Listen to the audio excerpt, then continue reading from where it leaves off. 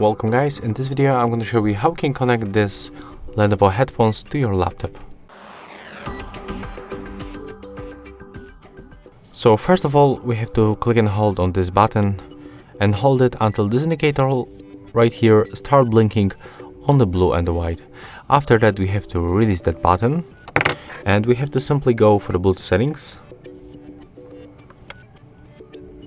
open the settings, go for the Bluetooth and devices, enable Bluetooth with the switcher, and then click to add device. Select Bluetooth.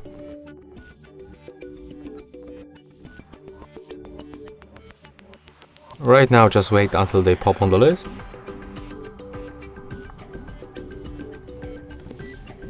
Okay, as you can see right now they are right here, so select them. And as you can see right now we are successfully connected. So that's all for this video. If you find it helpful, remember to leave a like, comment and subscribe to our channel.